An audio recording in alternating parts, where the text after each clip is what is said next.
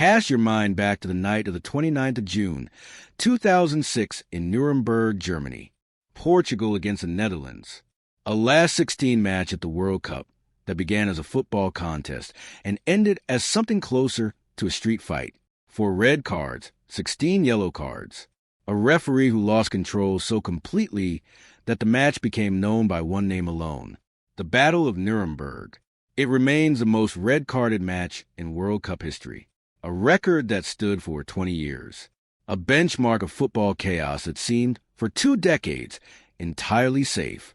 Last night in Mexico City, at a stadium that has hosted 3 World Cup opening ceremonies across 6 decades of history, the 2026 World Cup's very first match came within one dismissal of equaling it. 3 red cards, 2 for South Africa, who finished the game with 9 men, 1 for Mexico, who ended it with 10. A match that began with the color and noise of the grandest opening ceremony this tournament has ever staged, Shakira, Maná, Andrea Bocelli, Salma Hayek appearing as surprise, and then descended gradually and then all at once in the kind of football that leaves everyone talking the next morning. Not all of it about the football. Mexico won 2-0. The result is clean on paper. The story underneath it is anything but. So what really happened at the Aztec last night? And what does it tell us about the World Cup that has just begun? Let's go through from the beginning, because the chaos didn't arrive all at once. It built, and it built against a backdrop, an opening ceremony, a stadium, a history, that made everything that followed feel both improbable and somehow entirely fitting for a tournament that has never done anything quietly. The ceremony itself was extraordinary. Shakira performed the official tournament song at her 4th World Cup opening ceremony, a record that only she holds. Maná brought the weight of Mexican rock tradition to a stage that 83,000 people were already vibrating with. Andrea Bocelli's voice filled the Aztec in a way that silenced the crowd. And then Salma Hayek appeared unannounced, and the stadium exploded. Layla Kautalink welcomed the world in Spanish, English, Mixtec, and Nahuatl, the indigenous languages of this land, and in doing so said something about what Mexico understands that the primary host of this tournament has struggled to express, that the world coming here includes people who were here long before the stadium was built. That welcome means something wider than a ticket and a seat. And then the football began. Within minutes, the match had its first significant moment. South Africa's midfielder Siyabonga Njazana made a heavy touch just outside the box. Mexico capitalized. Julian Quinones found the space that the error created and struck the ball cleanly into the net. Right foot low. Ronwen Williams in South African goal had no chance. The Aztec erupted. Mexico won, South Africa 0. The first goal of the 2026 World Cup scored inside the opening 10 minutes from a defensive mistake by a team who had spent the previous 11 days managing the disruption of a stranded flight in Johannesburg, a visa crisis involving their entire travel party, and the particular pressure being told you almost didn't make it to the match you're now playing in. South Africa did not collapse. That is worth stating clearly, because the scoreline and the red card count might suggest a team that fell apart. They didn't. Hugo Bruce's side showed the same resilience that had carried them through a qualification group that included Nigeria, the continent's supposed powerhouse, who aren't at this tournament while South Africa are. They organized, they pressed, they created moments. They reminded everyone watching that getting 2-0 was going to require Mexico to work. And then the red cards started arriving. Njazana, whose heavy touch had led to the first goal, became the tournament's first dismissal. The details of exactly what earned him the red card in the second half added another layer of drama to an already tense match. South Africa, already behind, now down to 10 men. The mathematics of their evening had changed, but they kept playing. They kept competing. And that is a measure of something real about this team. Mexico pressed their advantage. Raul Jimenez came on. And what followed is the moment that will be replayed long after the red cards and the referee controversy have faded into footnotes. Jimenez scored his first ever World Cup goal at 35 years old, at his 4th World Cup, in a stadium he grew up watching. And he pointed to the sky, and the tears came, and the Aztec, 83,000 people who already loved him, understood in real time what they were watching. This man was not supposed to be playing football at all. In November 2020, during a match in England, Jimenez rose for an aerial ball and collided with defender. He went down and didn't get up. Emergency surgery. A skull fracture so serious that doubts were raised about whether he would ever return professional football, let alone score at a World Cup. He came back. He wore the protective headguard that has become part of his identity.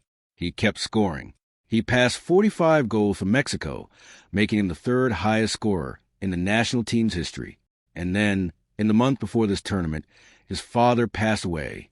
The man who had watched him through everything, who had been there through the injury and the recovery and the years of playing through pain. When Jimenez scored and pointed to the sky and the tears came, he was doing what footballers do when the weight of a life suddenly becomes too much to contain within the boundaries of a celebration. He was pointing at his father. In a stadium where the ghost of every great Mexican footballer who has ever played here was present in the noise of 83,000 people. He scored his first World Cup goal at 35, 6 years after a skull fracture that threatened his life, months after losing his father, in the stadium where he had dreamed of exactly this moment. If you didn't feel that, you weren't watching. Then chaos reasserted itself. Mothobi Mvala broke forward for South Africa. Cesar Montes, Mexico's defender, attempted to stop him and fouled him outside the box. The referee reached for his pocket. Red card. Mexico down to 10 men as well. 3 red cards in the opening match of the 2026 World Cup, the joint second most in any World Cup match in history. One short of the Battle of Nuremberg's 4. South Africa with 9 men. Mexico with 10. The final minutes of the opening match of the biggest tournament in football history looked less like the showcase the governing body had imagined and more like a sport testing the limits of what a referee can manage on the grandest stage. That referee, Wilton Sampaio, Brazil, had his own moment that spread across social media before the match was even over. FIFA has introduced a new communication system at this World Cup in which referees use a stadium microphone to explain VAR decisions to the crowd. In theory, a step toward transparency. In practice, at the Aztec last night, when Sampaio took the microphone to explain the decision that led to South Africa's second red card, almost nobody in the stadium could understand what he said. The clip spread immediately. The moment a referee at the biggest match of the year, microphone in hand, delivered an explanation that generated more confusion than clarity, and it became a symbol of the kind of good intentions that don't quite survive contact with reality. It is difficult not to see it as a metaphor for several other aspects of this tournament. There is also the question of the hydration break. FIFA mandated 3-minute cooling breaks in the 22nd minute of each half across all matches, justified on player welfare grounds given the extreme heat conditions across multiple host cities. At the Aztec, at altitude in the evening, those conditions were less acute than they will be in Houston or Monterrey in the weeks ahead. But the break happened regardless. And when the cameras cut away from the pitch for 3 scheduled minutes of advertising, the commentary that filled social media was pointed and specific. Players get a compulsory hydration break. The same governing body that introduced that break attempted, the week before this match, to ban supporters from bringing water bottles into the venues.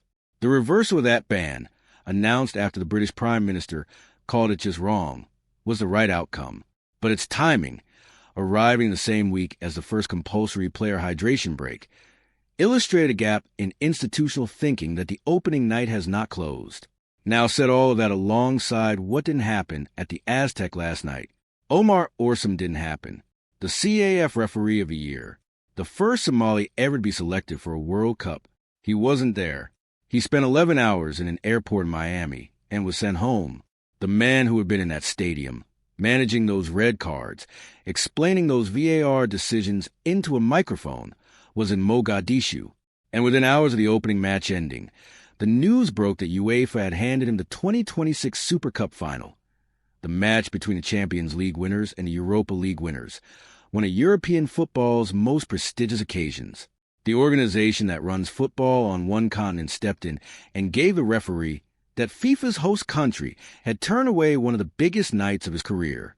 The contrast was noticed, it was noted, and it will be part of the record of this tournament, alongside everything that was decided on the pitch. Think about what the 2006 Battle of Nuremberg produced beyond its reputation for chaos. It produced Manish's goal. It produced a specific tension of watching a match where the referee had lost a thread, and anything felt possible. Those moments of genuine, unplanned drama are the ones that embed themselves in the memory of a World Cup. Nobody planned the Battle of Nuremberg. Nobody planned for the 2026 opener to end with 9 men versus 10. Nobody planned for a referee's microphone explanation to go viral before the final whistle. These are the things a World Cup adds to itself. The chaos that the governing body didn't script and couldn't prevent. What do you remember about opening matches that set the tone for the tournaments that followed? Sifawi Chabalala scoring that opening goal in South Africa in 2010, the Vuvuzelas. The feeling of a continent celebrating something it had been waiting for forever. France and Senegal in 2002, the defending champions losing to an African nation, making the world take notice. Germany and Costa Rica in 2006, a 6-3 match that told you immediately this tournament was going to be about goals. The opening match of a World Cup carries weight beyond its 90 minutes.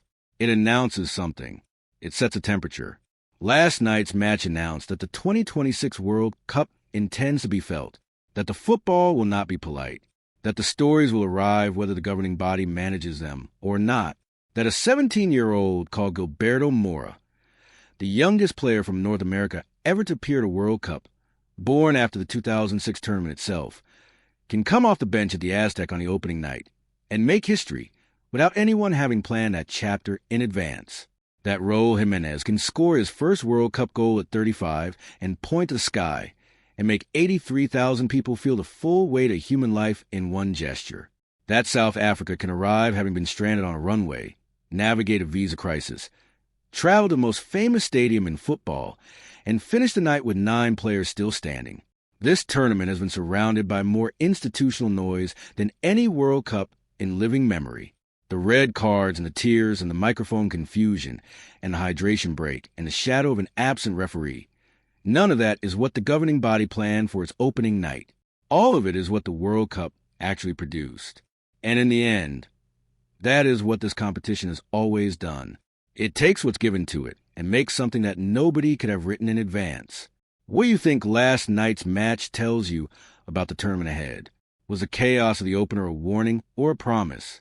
And if a 35-year-old man who survived a skull fracture and recently lost his father can score his first World Cup goal at the Aztec with tears running down his face, does anything that surrounds this tournament actually matter as much as that? If you found this worth your time, a like helps more than you'd think. Subscribe if you enjoy thoughtful football coverage, and let me know your view in the comments. I read every single one. Football at this scale is never just a tournament. It's a moment in time. And last night at the Aztec, it announced itself.